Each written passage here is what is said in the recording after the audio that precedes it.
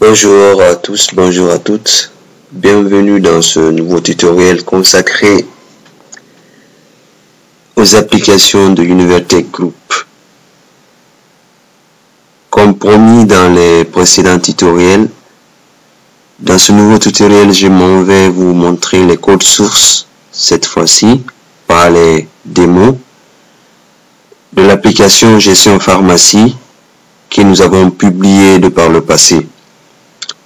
Donc, je vais vous montrer à travers ce tutoriel d'abord l'environnement de développement, ensuite le processus de formulaire de livraison, donc de l'enregistrement des produits en passant par l'enregistrement des fournisseurs et la commande fournisseur et enfin la livraison des produits. Donc dans ce tutoriel, je vais vous montrer les codes sources, je vais vous expliquer comment j'ai procédé pas à pas à l'élaboration de ce formulaire et comment je suis arrivé à écrire les instructions permettant de réaliser ce formulaire. Alors je m'en vais directement lancer l'application. Donc il est sur ma barre de tâches ici, comme vous pouvez le constater. Je vais le lancer.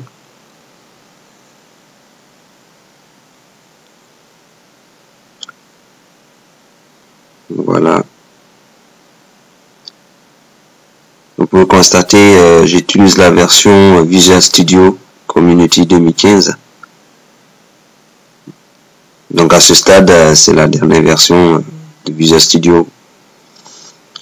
Voilà l'interface graphique de l'environnement de développement dans lequel j'ai pu développer mes applications. Donc, vous pouvez constater là la liste des différents projets que j'ai pu faire depuis quelques temps. Je vais lancer l'application Gestion Pharmacie qui est là. Donc le projet Gestion Pharmacie se trouvant dans la liste de mes projets récents.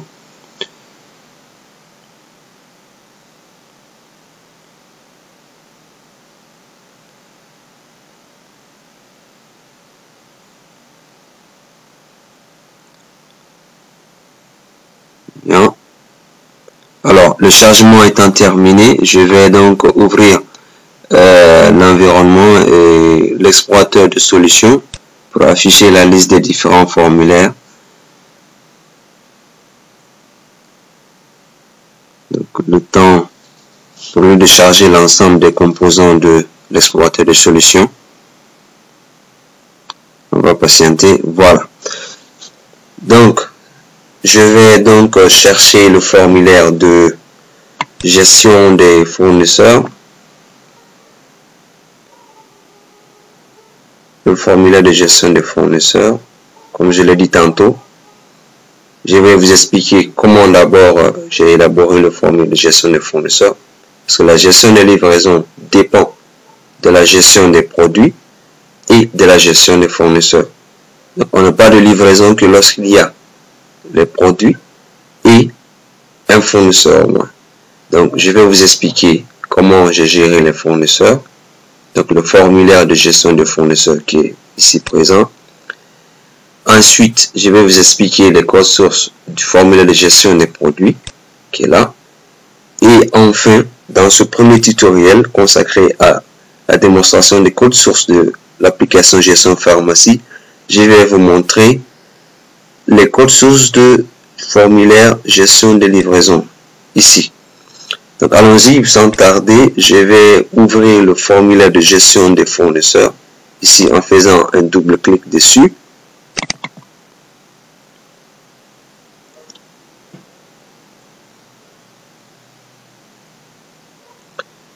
Le temps de charger, voilà. Bien. Voilà comment se présente le formulaire de gestion des fournisseurs avec à la clé donc des zones de texte. Donc vous pouvez constater là d'abord une image qui est là. Donc j'ai utilisé un contrôle image, ok, à l'intérieur de laquelle j'ai mis une image. Donc ce contrôle s'appelle image. Donc je peux venir voir dans sa fenêtre de propriétés. Donc dans sa propriété vous pouvez voir c'est un picture box. Le nom du contrôle c'est picture box name. Donc j'ai juste changé la propriété image en mettant une image. En cliquant sur le bouton parcourir, j'ai les images ici par défaut. Vous avez l'option de choisir soit les images se trouvant sur votre ordinateur, auquel cas, lorsque vous déplacerez le projet vers un autre PC, l'image resterait sur le PC source. Donc là, cette option-là, je préfère ne pas la recommander. Donc l'option, la deuxième option, c'est fichier ressources du projet, vous permet donc d'intégrer, d'embarquer dans votre projet toutes les images, les médias, les vidéos, les audios que vous pouvez embarquer dans votre projet. Donc, il va créer un répertoire appelé ressources dans le projet, dans lequel il va mettre toutes les images, toutes les vidéos, tous les sons que vous embarquez dans le projet. Donc, vous pouvez constater dans la liste ici l'ensemble des images que j'ai utilisées dans l'application. Donc, je clique sur importer pour importer une image à travers mon ordinateur. Donc, j'ai l'option ici. Je peux aller chercher dans le répertoire image n'importe quelle image. Ensuite, je le sélectionne, il embarque dans le projet. Donc, ce n'est pas l'objectif ici, donc je vais annuler ça. Donc, à travers la propriété image de l'outil Picturebox, vous pouvez embarquer une image ou prendre une image à partir de la ressource locale de l'ordinateur. Donc, la propriété Size Mode permet de spécifier l'ajustement de l'image à travers les dimensions du Picturebox. C'est-à-dire que vous pouvez ajuster à travers l'image, c'est-à-dire ajuster l'image en fonction des dimensions du cadre. Quelle que soit la taille de l'image, elle peut s'ajuster aux dimensions du cadre que vous avez défini. En prenant la propriété Stretch Image, donc là, l'image sera ajustée aux dimensions du cadre. Ou tout simplement, vous prenez Zoom, donc là, il va zoomer à l'intérieur du cadre. Continuons dans la démonstration. Vous avez un label là, que j'ai déposé là, qui vous permet de juste donner une étiquette, une information à l'utilisateur. Ensuite, j'ai mis d'autres labels que j'ai mis identifiant, fournisseur, le nom, donc le nom du fournisseur. Généralement, les fournisseurs sont des sociétés qui fournissent des produits pharmaceutiques, donc l'adresse du fournisseur, le téléphone, ainsi que un composant Data Grid View. Je vais dans sa propriété, donc Data Grid View, que j'ai renommé liste fournisseurs. Donc, vous pouvez constater le name, j'ai mis liste des fournisseurs, pour me permettre de mieux l'identifier dans les codes et de ne pas mélanger le nom du Data Grid avec d'autres composants se trouvant sur ce formulaire-là. Donc, j'ai déposé un bouton qui me permet d'ajouter, que j'ai nommé BT pour dire bouton, donc BT validé, bouton d'ajout, et un second bouton que j'ai nommé BT annulé, donc qui me permet d'actualiser les différentes zones de texte, donc de vider les zones de texte. Donc, comment le formulaire fonctionne? J'ai saisi les informations, les différentes informations du fournisseur dans ces différentes zones de texte que vous pouvez voir ici. Donc, la première zone, je l'ai nommée TXT ID. Vous pouvez le voir ici, TXT ID, qui correspond à l'identifiant du fournisseur. La deuxième zone, j'ai nommé TXT nom, qui correspond au nom et prénom ou bien au nom de la société. Troisième zone, adresse, je l'ai nommé TXT ADR, le TXT signifiant textbox, donc ADR correspondant au rôle que joue la zone de texte. Ensuite, j'ai créé une autre zone TXTTL, donc qui me permet de renseigner le téléphone. Voilà. Donc, nous allons directement dans le code. Donc, pour accéder au code source du bouton valider, donc je vais double-cliquer sur le bouton. Je vais double-cliquer sur le bouton. Voilà. Il va m'envoyer le code source. Je vais agrandir. Voilà. OK. Donc voilà, nous sommes dans le code source du bouton ajouter un fournisseur. Première chose à remarquer, j'ai créé deux variables de type SQL Data Reader. Le SQL Data Reader est une variable qui permet de parcourir les différents enregistrements dans une table. Ça fait partie de la structure de la couche Ado.NET. Donc quand vous regardez la couche Ado.NET, vous allez voir dans la structure de Ado.NET, au bas de l'échelle, dans l'arborescence, il y a un objet Data Reader qui permet donc de récupérer à travers une requête SQL, une requête sélection SQL, récupérer l'enregistrement dans une table et permettre de parcourir la table afin de comparer les éléments des différentes colonnes avec d'autres champs du formulaire. Donc cet objet-là, dans la couche Ado.NET, vous permet de récupérer les informations, donc les enregistrements dans une table, de les parcourir, de pouvoir afficher les informations dans les zones de texte ou même dans les data grids. Donc il est là pour cela. Donc dans le bouton valider, la première instruction que vous voyez là me permet donc de gérer les identifiants. L'identifiant du fournisseur étant obligatoire, donc je ne permets pas, pour empêcher que l'utilisateur ne saisisse un fournisseur sans spécifier son identifiant, étant donné que c'est la clé primaire de cette table. Donc je vais vérifier que la zone de saisie que j'ai nommée TXT-ID est vraiment renseignée, donc n'est pas vide. Si cette zone est vide, donc je vais demander à l'utilisateur en envoyant un message box. Je lui demanderai de fournir l'identifiant du fournisseur. Là, vous voyez, ceci correspond au type de message. Donc là, l'identifiant du fournisseur obligatoire correspond au message envoyé à l'utilisateur. Message box style.critical correspond au type de message.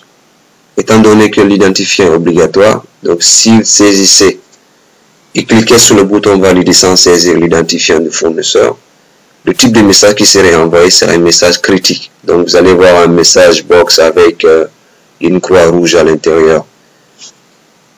Donc ce autre message qui est là correspond au titre de la boîte de dialogue.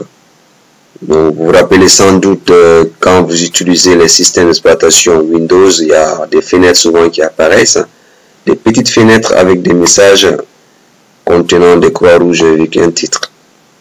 Ça c'est le titre donc du message. Donc j'envoie un message à l'utilisateur, ensuite je remets le curseur dans la zone où l'erreur s'est produite, c'est-à-dire la zone où il doit saisir forcément l'identifiant. Ensuite, l'instruction exit sub permet donc de ne pas exécuter la suite des instructions contenues dans la procédure événementielle BT validée. Donc ça permet donc de gérer plus facilement sans utiliser les structures répétitives, comme certains pourraient le penser. Donc l'instruction exit sub donc met fin, interrompt la suite d'exécution du contenu de cette procédure événementielle. Bien. Plus bas, je vais créer, donc j'ai déjà créé dans un module, donc j'ai un module dans mon projet, je vais vous le montrer dans l'explorateur de solutions. Ce module contient la chaîne de connexion à ma base de données. Il s'appelle connexion BD, il est là, je vais l'ouvrir. Donc dans ce module, j'ai créé une procédure événementielle que j'ai nommée connecté. Voilà, elle est là. Public sub connecté. Cette procédure un lapsus, cette procédure contient la chaîne de connexion que vous pouvez constater là. Cette chaîne de connexion me permet donc d'établir la liaison avec ma base de données que j'ai hébergée sous SQL Server 2014. Voilà la chaîne de connexion.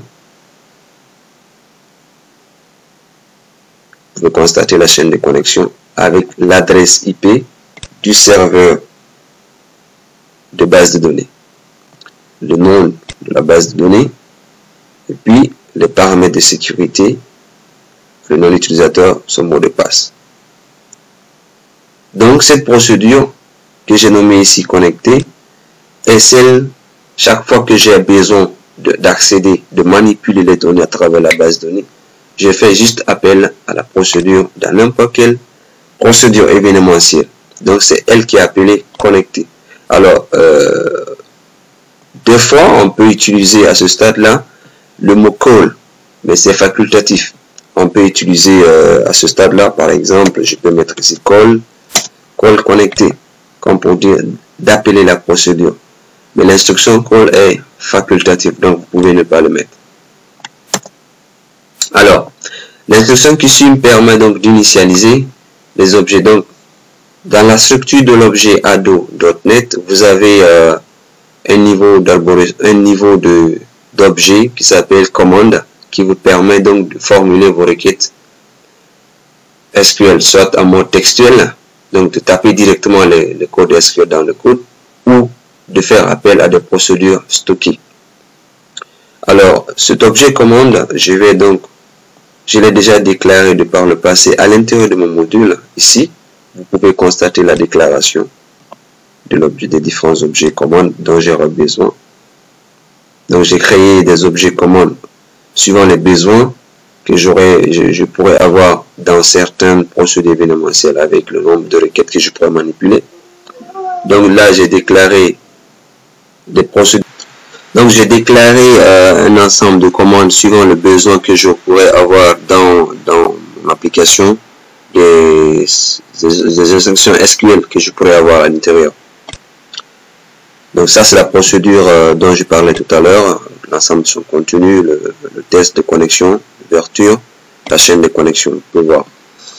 Alors, dans chaque procédure événementielle, donc dans chaque formulaire que je pourrais utiliser, si j'avais envie, si chaque fois que j'avais besoin d'avoir accès aux données, je fais appel donc à la procédure, j'essaie d'instancier les objets commandes. Donc j'instancie l'objet commande, je la lie à l'objet connexion que j'ai créé auparavant. Donc dans la structure de la couche ado.net, vous avez en premier l'objet connexion qui est lié à l'objet commande et ensuite qui permet d'exécuter les requêtes dont les résultats sont stockés dans les objets DataRed.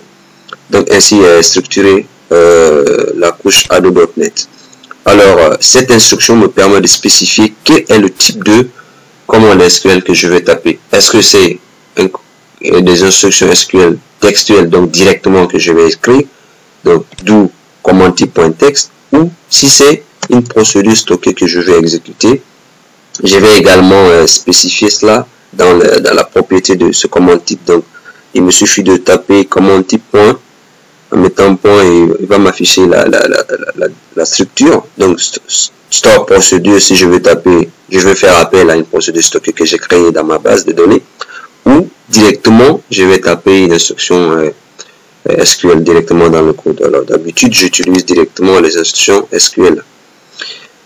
Alors je vais plus bas. Donc c'est les mêmes instructions qui sont là. Donc j'ai instancié d'autres objets commandes parce que j'aurai besoin d'autres structures requêtes SQL. Donc je vais taper l'instruction SQL qui me permet donc de gérer le doublon. Cette instruction SQL me permet de gérer le doublon dans la table fournisseur. Étant donné que le numéro du fournisseur ne doit pas être en double, étant donné que ce champ-là est un champ clé primaire, donc je dois m'assurer que le numéro que l'utilisateur tape dans le formulaire ne soit pas un numéro existant déjà. Donc, pour empêcher qu'il y ait effectivement un bug dans le programme. Donc cette instruction SQL me permet donc de gérer tout doublon. Donc je vérifie dans la table le numéro fournisseur existant, est-ce qu'il n'est pas identique à un numéro fournisseur saisi par l'utilisateur. Si c'est le cas, donc je vérifie si c'est le cas ici. Si il existe une ligne dans la table fournisseur correspondant au numéro tapé par le fournisseur, par l'utilisateur, alors je lui envoie un message box avec un niveau critique pour lui dire effectivement que ce numéro existe déjà. Et puis je remets le curseur à la zone focus, donc txt de point focus. Et puis j'empêche donc que l'exécution ne continue. Donc j'interromps l'exécution de cette procédure-là avec exit sub. Donc, dans le cas échéant, donc s'il n'existe aucune ligne dans la table fournisseur correspondant au numéro saisi, ça veut dire que le numéro n'existe pas déjà, donc il n'y a pas de doublon. Donc je ferme cette requête, donc je ferme un peu le data redo que j'ai ouvert pour empêcher effectivement qu'il y ait des conflits. Okay, donc je ferme la connexion à cette table et puis je fais l'insertion dans la table. Ça veut dire que le numéro fournisseur déjà fourni n'existant pas, donc je peux insérer le numéro. Donc voici la requête d'insertion, comme vous pouvez le voir. Donc insert into fournisseur values. Donc je mets l'ID, texte et nom. Donc vous pouvez constater au niveau du nom du fournisseur, j'ai mis la fonction replace. C'est pour gérer effectivement des éventualités de bugs. Souvent quand vous tapez un nom ou bien des textes avec contenant de l'apostrophe, avec les bases de données, ça génère toujours des bugs. Donc, pour gérer effectivement les bugs liés à l'utilisation des apostrophes dans les noms, dans les textes, donc, nous allons utiliser une fonction replace qui permet donc de remplacer tout apostrophe à l'intérieur de la chaîne que vous allez taper, correspondant au nom du fournisseur, de le remplacer par le double quote, donc une autre apostrophe, effectivement. Donc, je remplace, chaque fois qu'il rencontre apostrophe dans la chaîne, il va le remplacer par cette double quote là, qui équivaut effectivement à l'apostrophe également en pratique. Donc, c'est ce que j'ai fait, vous pouvez constater partout, j'ai utilisé replace, donc c'est pour gérer effectivement ce bug là, lié aux apostrophes. Quand vous tapez apostrophe dans une chaîne, dans une base de données, à l'insertion ou à l'affichage, ça va créer des problèmes. Donc, il faut éviter de créer des bugs en gérant de cette façon-là. Donc, l'instruction execute non-query donc va valider cette insertion-là. Quand vous tapez votre requête insert into sans créer l'instruction execute non-query, cela provoquera quoi? Vous n'allez pas ajouter les informations. Il ne va pas ajouter les informations dans la table. Donc, vous n'aurez rien comme résultat. Donc cette instruction permet donc de valider l'insertion que vous allez faire dans la table. L'insertion qui vient plus bas, liste fournisseur, vous vous rappelez sans doute tout à l'heure, je vous ai expliqué, liste des fournisseurs correspond au nom de la data grid sur mon formulaire. Donc le formulaire qui est là contient un objet, un composant qu'on appelle data grid view, que j'ai nommé le liste des fournisseurs. Donc qu'est-ce qui se passe? Quand je valide le fournisseur, les informations vont dans la table fournisseur et en même temps, j'essaie de les ajouter dans la data grid en faisant cette instruction que vous pouvez voir là. Donc, je fais liste fournisseur.rows.add. Donc, je vais ajouter les mêmes informations dans la data grid pour permettre à l'utilisateur de savoir effectivement que les informations ont été ajoutées validées dans la table. Et puis, j'essaye de procéder à nettoyer les différentes zones de texte. Voilà comment j'ai géré le bouton ajouter dans la table fournisseur. Donc voilà comment les différents codes qui existent dans le bouton valider. Après cette étape, donc je vais vous montrer donc comment charger ce data grid. Je fais en sorte que lorsque je lance mon application, alors le formulaire s'ouvre avec effectivement les éléments enregistrés. Donc le formulaire s'ouvre avec l'ensemble, la liste des fournisseurs enregistrés par le passé dans cette table-là, la table fournisseur. Donc comment j'ai pu faire ça? Je vais donc ouvrir le formulaire de gestion de menu, le formulaire menu principal, donc menu général. Donc dans le menu général,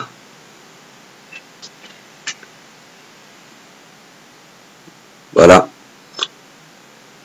dans le menu général, je vais cliquer sur le menu fournisseur et je double-clique sur le sous-menu ajout ajout. Voilà.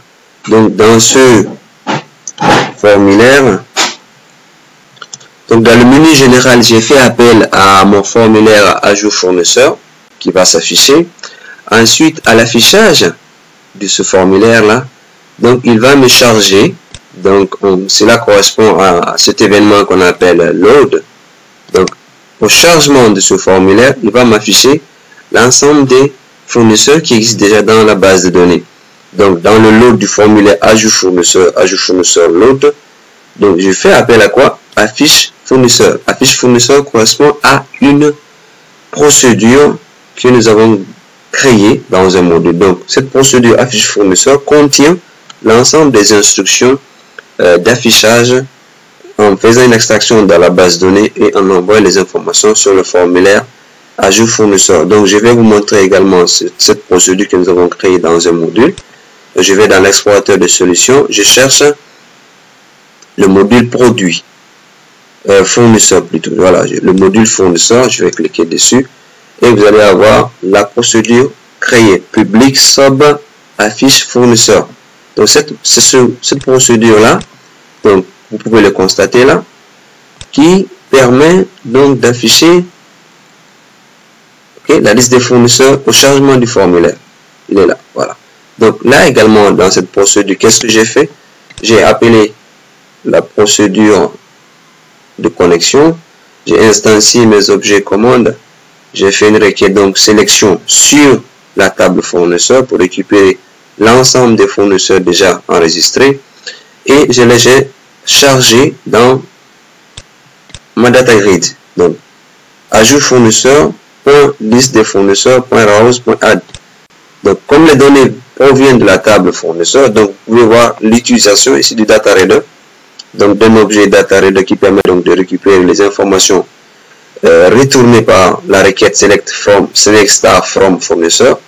Donc les enregistrements sont récupérés à partir de DataReader et puis je vérifie là si tant qu'on n'est pas arrivé en fin de fichier, donc dans la table fournisseur, je vais afficher l'ensemble des champs, donc le numéro, le nom, l'adresse et puis le téléphone. Et enfin, je vais fermer la data grid. Donc voilà un peu comment on affiche à travers le menu général. Donc du menu général, je vais appeler quoi? Le formulaire d'ajout de fournisseur. Ce formulaire-là va exécuter au chargement la procédure affiche fournisseur qui se trouve dans un module que nous avons créé pour cet effet. Donc voilà un peu comment j'ai géré le formulaire de gestion, le formulaire de gestion des fournisseurs. Effectivement. Alors après cette étape-là, nous allons passer à l'étape de la démonstration sur la gestion des produits. Donc je vais vous montrer aussi comment nous avons géré le formulaire produit, l'ajout des produits. Donc je vais aussi dans l'explorateur de solutions, je vais chercher le formulaire ajout produit. Je vais l'ouvrir, ajout produit. Bien.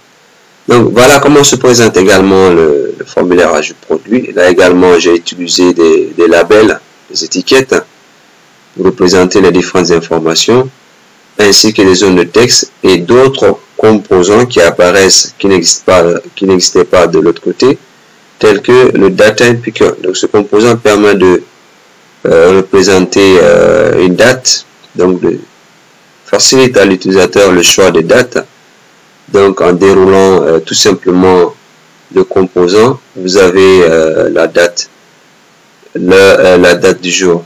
Vous pouvez sélectionner une date plus facilement dans un calendrier. Donc j'ai nommé ce composant là date péremption, donc il correspond à la date de péremption du produit.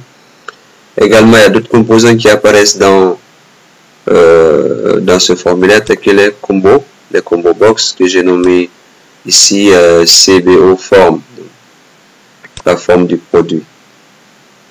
Également vous retrouvez également ce composant data grid. Donc j'ai ajouté également là deux boutons ajouter et annuler. Donc je vais donc vous montrer le code du bouton ajouter, comment également là nous avons géré.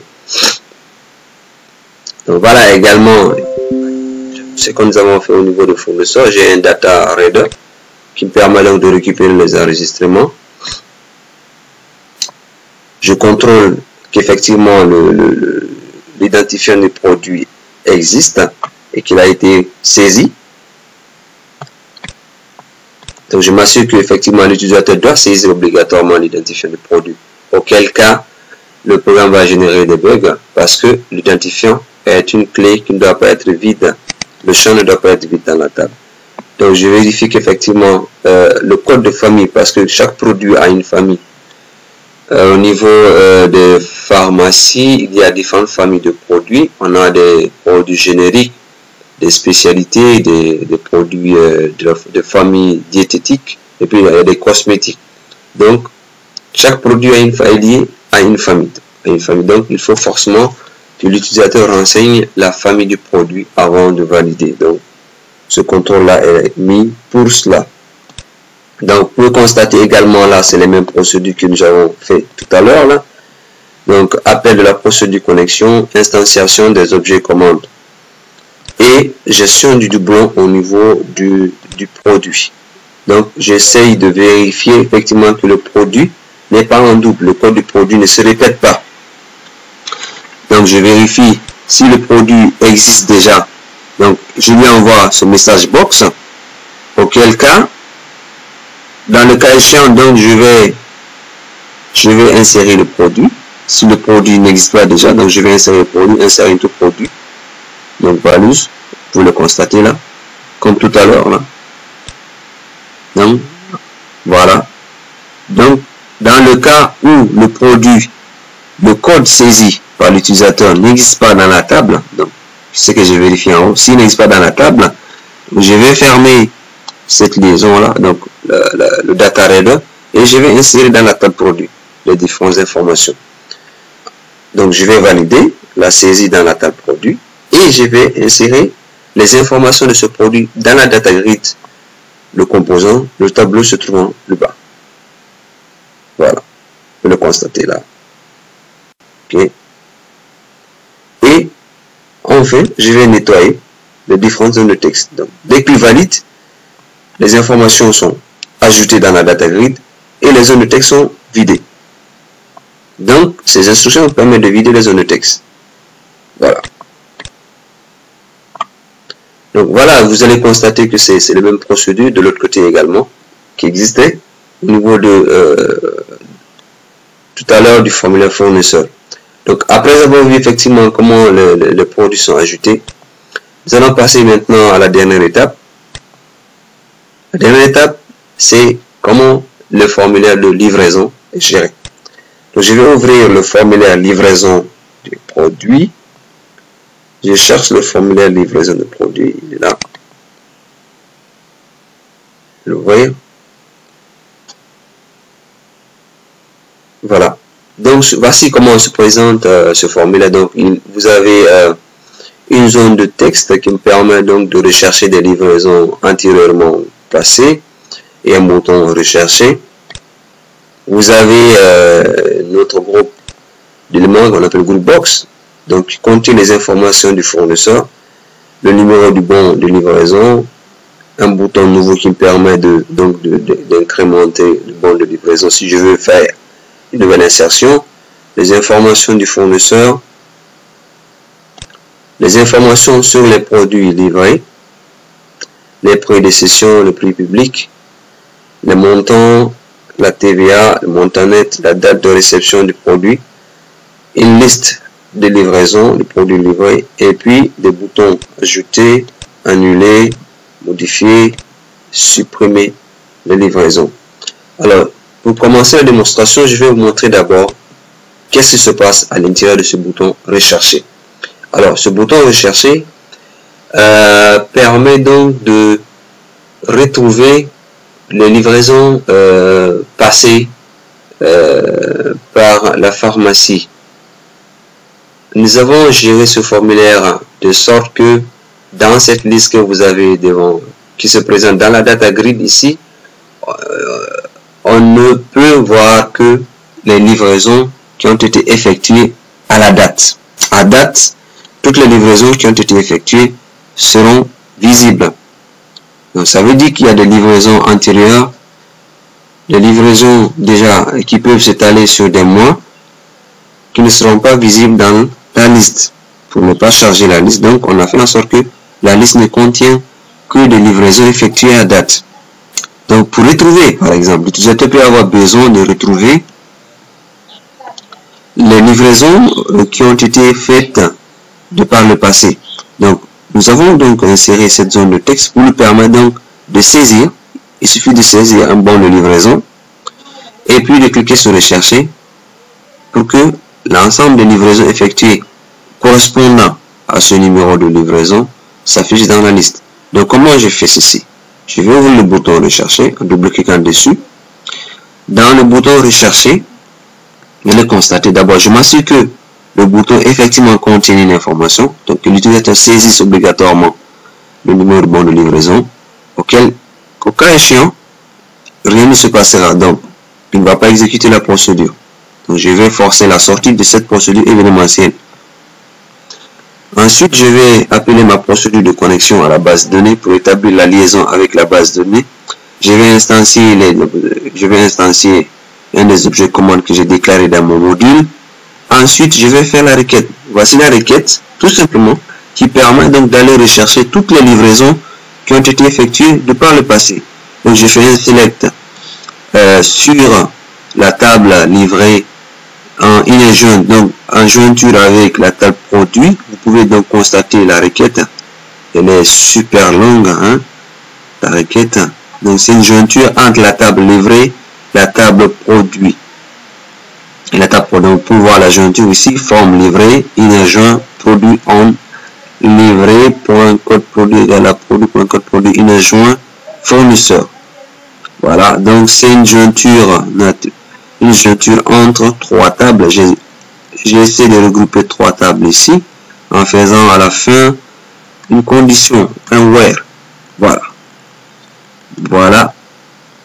Donc c'est une requête super longue. Donc, alors rassurez-vous, je n'ai pas tapé ce code-là manuellement. Vous avez dans le Visual Studio la facilité de générer rapidement avec un générateur de requêtes. Ok, n'importe quelle requête, quelle que soit sa complexité.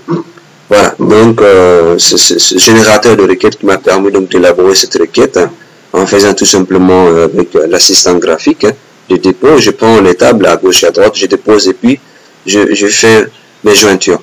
Donc rassurez-vous, ce n'est pas manuellement j'ai tapé ce code SQL là, c'est assez long.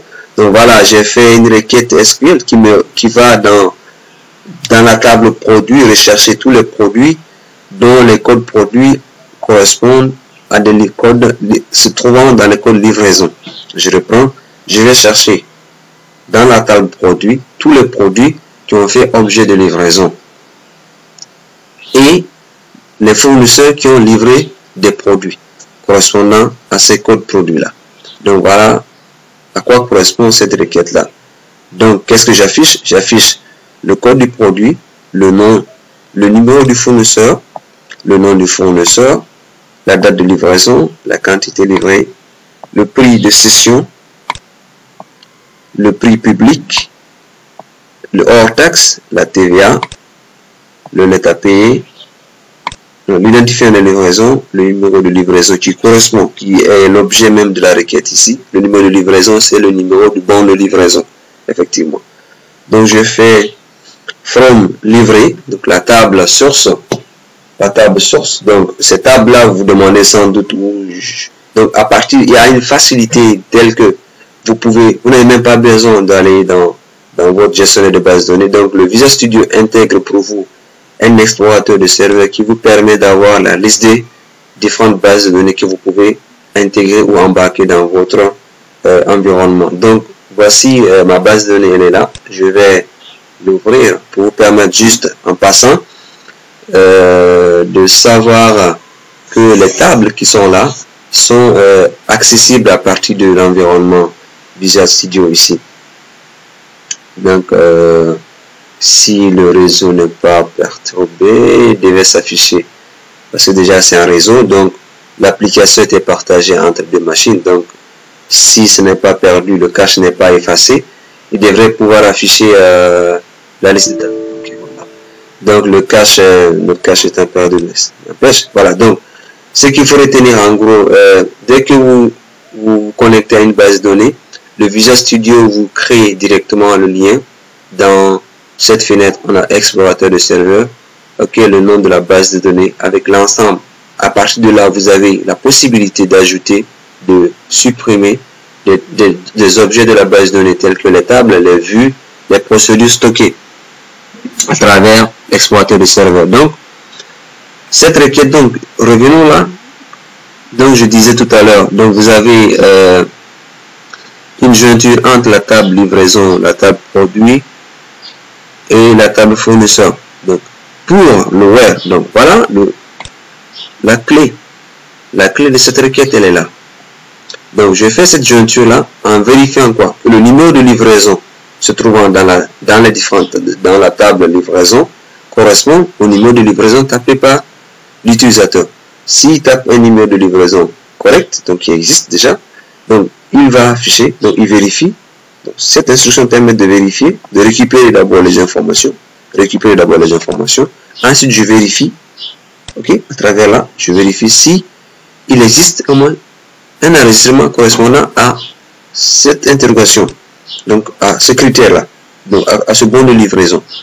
Si ça existe, je vais afficher, donc liste livrée, c'est le nom de ce tableau-là, de la data grid que j'ai sur mon formulaire là. Le nom de la data grid, comme vous le constatez, liste livrée. Donc, je vais dire, donc, liste livrée.rows.add. Donc, il va afficher toutes les informations dans la liste, suivant les différents colonnes. Donc, vous le constatez là. Voilà. Voilà. Il va afficher donc, suivant cette interrogation que j'ai faite, la liste de tous les produits qui ont été livrés, ok, à cette date, correspondant à ce numéro plutôt. Donc ça c'est le premier élément qu'il faut retenir. Donc, au niveau du bouton rechercher. Ensuite, le bouton nouveau. Comment j'ai pu gérer ça? Le bouton nouveau donc permet de générer des bons de livraison. Déjà automatiquement, dès que vous ouvrez le formulaire, vous avez un numéro de bon de livraison qui est là, automatiquement, qui est chargé à partir de là. Au chargement du formulaire, il vous envoie un numéro de bon de livraison. Le numéro de bon de livraison est généré là. Voilà. Voici l'instruction qui permet de générer le bon de livraison. Donc je fais une requête sur ma table numéro BL. Donc j'ai créé une table dans ma base de données que j'ai nommée numéro BL qui contient un seul champ qui s'appelle numéro BL. Ensuite, je vais récupérer dans cette table le dernier numéro qui existe. Et puis je fais une concaténation ici. Voilà. Une concaténation qui me permet donc de générer. Donc le numéro du BL est généré à partir de là, et de la table numéro BL que vous pouvez constater. J'ai un seul champ, numéro BL. Je fais une requête donc sélection sur ce numéro là. Je récupère à partir de là, que je vais stocker dans une variable que j'ai nommée A. Ensuite, de là, je vais faire une concaténation. Donc, le texte in fact correspond à la zone de texte que j'ai créée là. Cette zone de texte que vous pouvez constater ici sur le formulaire. Texte in fact. Donc, c'est cette zone de texte qui va contenir, ok, cette concaténation. Donc, je vais prendre le mot BL que je vais concaténer avec la date, l'année du jour. Donc, je vais récupérer la date du jour, l'année de la date du jour. Donc, date.today, c'est la date du jour. Et ce format YY qui correspond à IA, donc à année, nous permet donc de formater la date du jour en année. Donc de récupérer, en clair, de récupérer l'année de la date du jour. Que je vais concaténer également au numéro que j'ai récupéré à partir de la table numéro BL. Donc voilà comment je gère un peu le numéro de bon de livraison. Donc ça c'est au chargement du formulaire livraison. Donc chaque fois que je charge le formulaire, donc je lance le formulaire, il m'affiche effectivement ce numéro BL. Donc il va rechercher dans la table numéro BL un numéro, le dernier numéro qu'il va concaténer avec les expressions que j'ai montrées là-bas. Donc ici comment ça se passe? Je sélectionne un fournisseur. Quand je sélectionne un fournisseur, l'ensemble des livraisons des commandes plutôt qui ont été effectuées chez ce fournisseur. Ces commandes-là vont s'afficher, le nom des différents produits commandés donc vont s'afficher dans la combo qui est là. Voilà comment j'ai pu faire ça. Je vais double-cliquer donc sur la combo identifiant. Voilà. Donc dans cette combo là, je vais donc comme d'hab appeler la procédure. Je vais instancier mes commandes, mes objets commandes, et voilà la requête que j'ai pu faire. Donc je fais une requête sélection sur le nom du fournisseur à partir de la table fournisseur pour charger quoi? Les numéros fournisseurs dans la zone de texte, pour charger le nom du fournisseur dans la zone. Donc qu'est-ce que je fais? Quand je sélectionne ici dans la combo l'identifiant du fournisseur, il va m'afficher dans la zone correspondante, dans la zone TXT nom mon fournisseur, il va m'afficher le nom du fournisseur correspondant. Donc c'est cette requête qui me permet de réaliser ça. Select mon fournisseur, forme fournisseur, where name fournisseur égale à cbnum f. cbnum f étant cette zone de liste déroulante que j'ai nommée cbnum f. Donc ensuite, donc c'est ce qui est fait là. Donc il va aller rechercher dans, il va récupérer le résultat de cette requête pour afficher le nom du fournisseur qui a été sélectionné dans la liste déroulante. Ensuite, plus bas, qu'est-ce que je fais? J'essaie de gérer les dates de commande adressées à un fournisseur. Donc, je vais récupérer dans la table commande la date à laquelle la commande a été faite sur ce fournisseur-là. Ça me permet effectivement d'afficher uniquement les commandes à cette date qui ont été adressées à cet fournisseur-là. Donc, c'est la raison pour laquelle j'ai fait cette requête-là. Select num fournisseur, date commande, from commande, where num fournisseur égale à cbnum f. Donc, il va aller récupérer dans la table commande les commandes effectuées à date par sur ce fournisseur-là. Donc, uniquement les commandes effectuées à date sur ce fournisseur. Donc, il va récupérer la date de commande. Ensuite, à partir de cette date, je vais stocker ça dans une autre variable que j'ai déclarée, date commande. Cette variable déclarée plus haut. Puis, je vais donc une autre requête qui me permet donc d'aller récupérer. Cette requête me permet donc d'aller récupérer quoi? Les dates commande. Donc, vous voyez plus haut, j'ai fait une recherche sur la table commande pour récupérer la date à laquelle les commandes étaient effectuées chez ce fournisseur. Je récupère la date, je la stocke dans cette variable date commande. Ensuite, je fais une autre requête qui me fait une jointure entre commande et produit pour aller rechercher les produits commandés à cette date et chez ce fournisseur. Je vais souligner cette requête, vous allez voir. Elle est encore longue. Alors, comme tout à l'heure, je l'ai dit, les requêtes que vous allez voir ici sont des requêtes que j'ai élaborées grâce au générateur de requêtes de Visual Studio. Donc, ce ne sont pas des requêtes que j'ai élaborées manuellement. Ça me prendrait beaucoup de temps. C'est compliqué, c'est long. Donc, vous avez un générateur de requêtes SQL qui est intégré à Visual Studio, qui vous permet donc de générer facilement et rapidement toutes les requêtes, quelle que soit leur complexité. Alors, donc, vous avez, il va faire une jointure donc entre la table commande et le produit pour les commandes adressées à un fournisseur, au fournisseur que j'ai sélectionné et à la date ainsi spécifiée. Donc, il va rechercher uniquement les produits commandés, uniquement parce que on peut commander chez un fournisseur à plusieurs reprises.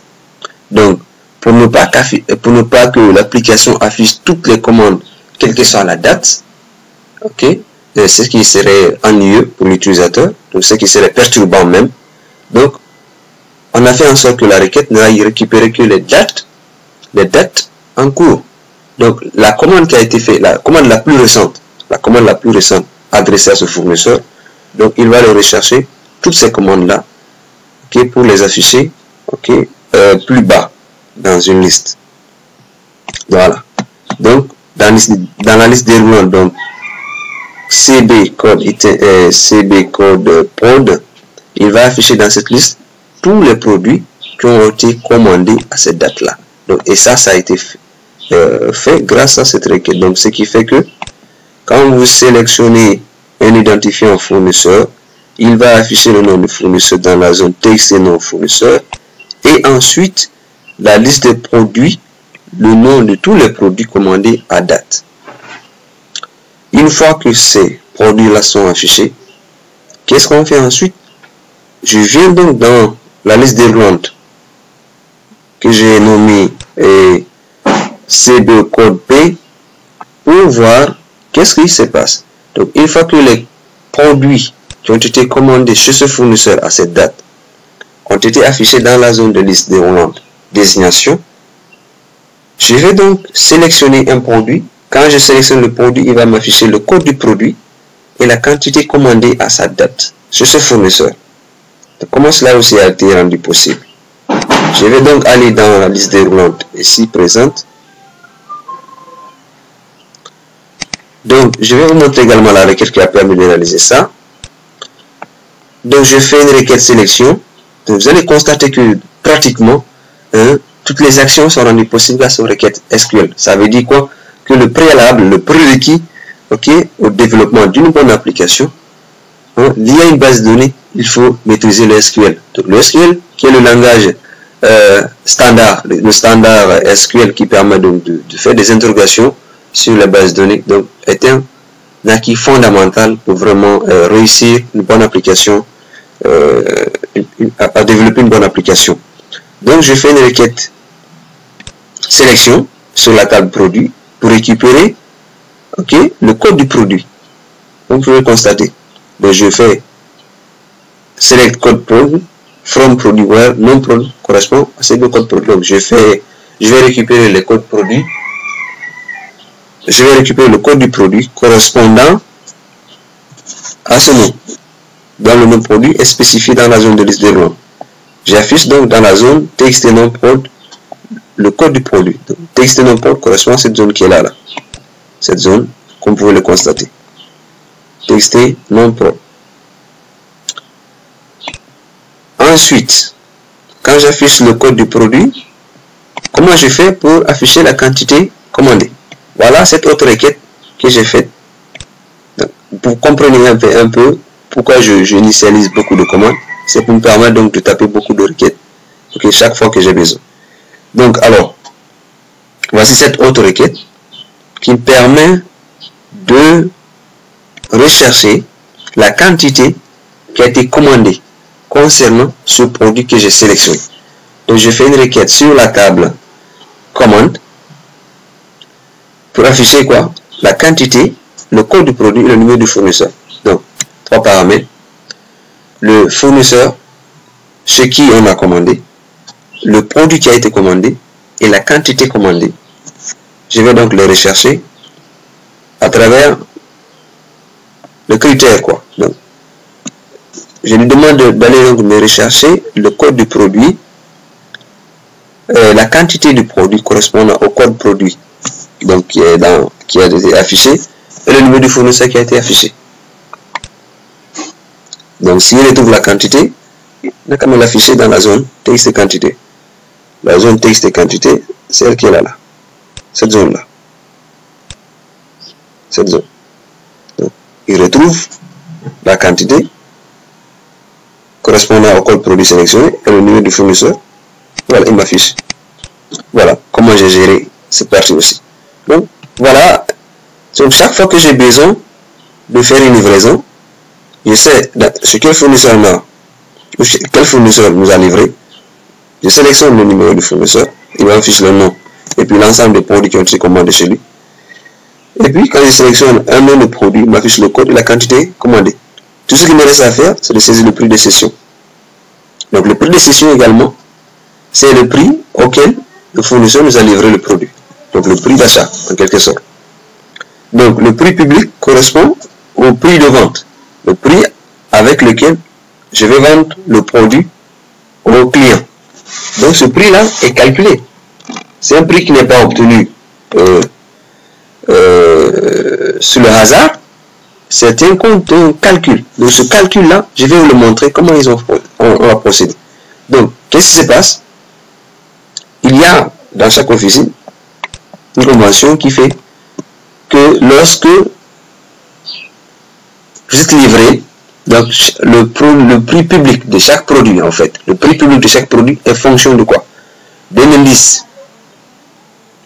On multiplie le prix d'achat par un indice qui s'élève à 1.4 que j'ai mis ici. 1.4. Certains, ça c'est pour les produits de spécialité. Les produits de spécialité et les produits génériques. Les génériques, voilà, pour les médicaments de spécialité et les génériques. Je vais ajouter ça, et les génériques. Et les génériques.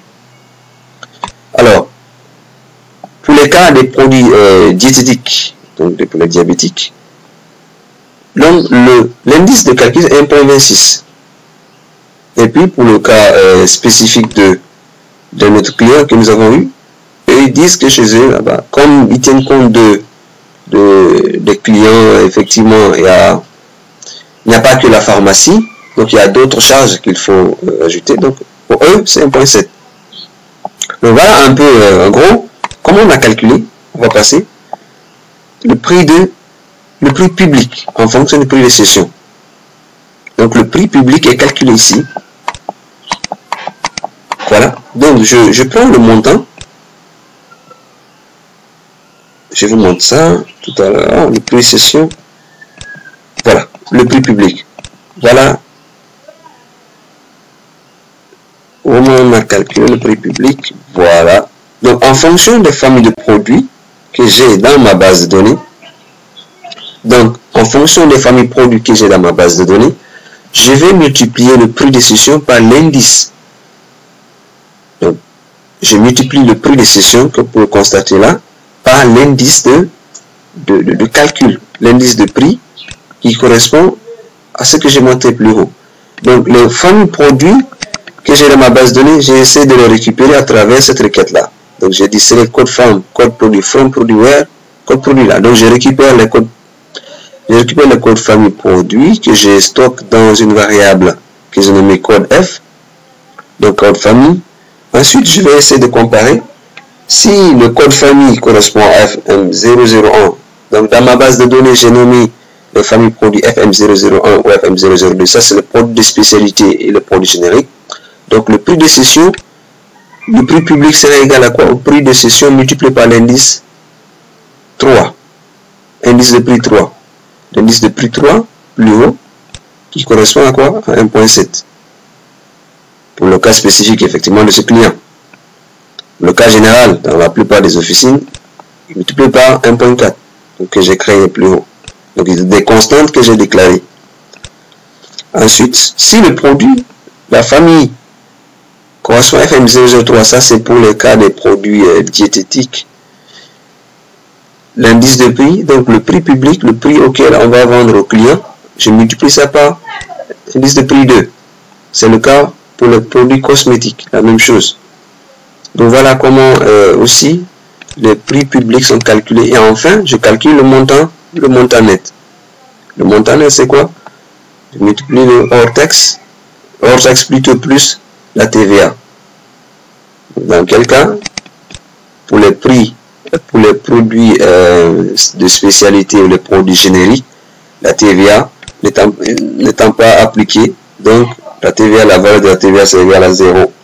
Pour le cas des produits diététiques et puis les cosmétiques, produits qui sont soumis à la TVA, on va ajouter la valeur de la TVA, donc qui sera calculée ici.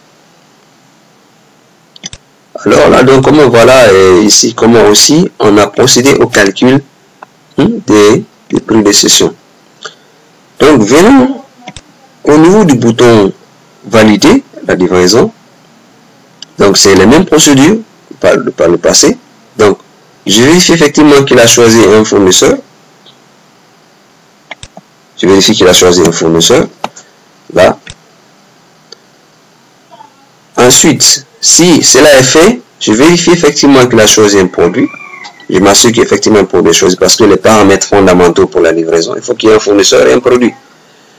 Donc il ne peut pas valider une livraison s'il n'y a pas de fournisseur qui a livré, s'il n'y a pas de produit livré. Donc ces deux paramètres sont fondamentaux pour valider une livraison. Donc je m'assure que c'est vrai. Ensuite, tout ça c'est des initialisations que pour constater. Je fais une requête sur la table livraison. Là. Dans le but de faire quoi? De savoir qu'un fournisseur, on n'a pas validé une livraison fournisseur 2 fois de suite. Donc je fais une requête sélection, num four, date livraison, code produit forme livré, where num fournisseur égale à cbnumf.text, and date livraison égale date texte et date émis.text, and code produit. Donc cette requête me permet de contrôler qu'une livraison n'a pas été validée à la même date à 2 reprises. Donc je disais que la requête, celle qui est en face de vous, permet donc de gérer un même produit livré par un même fournisseur à la même date, plus d'une fois. Donc voici la requête, elle est là. Permet donc de faire une sélection sur le numéro du fournisseur, la date de livraison, le code du produit à partir de la table livrée. Pour tout numéro fournisseur correspondant au numéro sélectionné et la date correspondant à la date d'émission, ainsi que le code de produit correspondant au code spécifié dans la zone texte et non produit. Ensuite, je vérifie à travers ce contrôle. Donc, l'objet DataReader me permet donc de vérifier est-ce qu'il existe, if there has rows, est-ce qu'il existe une ligne dans la table livrée correspondant à cette interrogation-là, donc à ce critère. Si cela est le cas, donc j'envoie le message et puis j'arrête l'exécution de la procédure avec exit stop. Ensuite, plus bas, j'ai une autre requête qui me permet donc de vérifier, donc gérer l'attribution de même numéro de BL à 2 fournisseurs distincts. Donc, il peut arriver que l'utilisateur oublie de changer en cliquant sur le bouton nouveau. Le bouton nouveau donc permet donc de générer un nouveau numéro BL. Quand l'utilisateur arrive à oublier, donc le programme prend en charge la gestion de l'attribution de numéro BL. Étant donné qu'on ne peut pas attribuer à 2 clients, à 2 fournisseurs distincts, un même numéro BL. Donc, j'ai fait une requête sur la table livrée pour savoir le numéro de livraison. Donc, le numéro BL et le numéro fournisseur. Si donc ce numéro BL correspond au numéro déjà existant et que le fournisseur est différent. Donc, si l'utilisateur arrivait à choisir pour ce numéro BL un autre fournisseur, donc un autre fournisseur que celui à qui ça a été attribué au départ, donc effectivement, il enverra ce message. Donc, je fais ce contrôle-là ici également. Comme vous pouvez constater dans le message, vous pouvez attribuer à 2 bons de livraison à 2 fournisseurs différents. Donc, si toutes ces conditions-là ne sont pas respectées, donc ça veut dire que on n'a pas fait la livraison pour un même fournisseur à la même date, nous n'avons pas attribué un même numéro BL à 2 fournisseurs distincts, alors on passe automatiquement à l'insertion. Dans l'insertion, on fait insérer une taux livré, comme tout à l'heure. On insère le nom du produit, le numéro du fournisseur, etc. jusqu'au dernier champ. Donc on va le remplir. Donc le différent champ contenu dans la table livrée. Ainsi, on va passer également les mêmes informations dans la table, dans le tableau liste livrée, et on essaye donc de passer au numéro suivant dans la table livrée, donc le numéro du bon le numéro de livraison. Ainsi que dans la table stock, donc on va faire une incrémentation dans la table stock pour insérer le nouveau stock dans la table stock. Donc à partir des instructions qui suivent, vous allez remarquer qu'effectivement j'ai fait une incrémentation ici. Le dernier ID, donc le dernier numéro d'enregistrement se trouvant dans la table stock, j'essaie de l'incrémenter et j'essaie de trouver, parce que cette quantité livrée là doit permettre pour le produit en question augmenter son stock initial.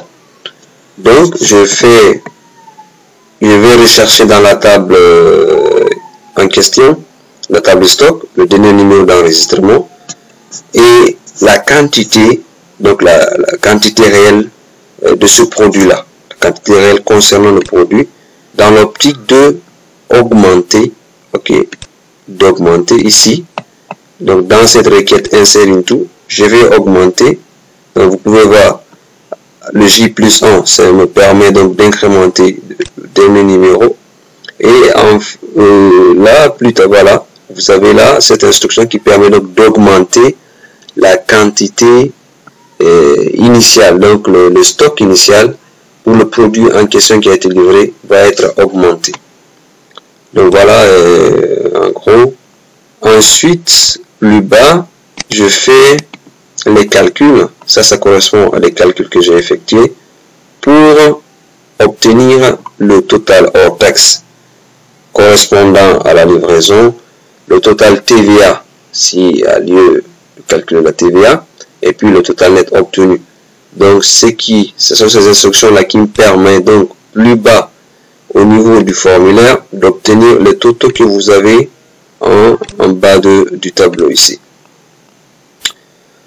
Donc voici arrivé à terme de cette première partie consacrée à la démonstration des codes sources des différentes applications publiées par Univertech Group. Alors, on finish. Nous allons nous retrouver bientôt dans d'autres tutoriels consacrés à la même application pour d'autres parties où je vais vous expliquer les codes sources du formulaire de gestion de vente des clients et l'édition des factures. Alors en attendant, prenez soin de vous. Merci à vous.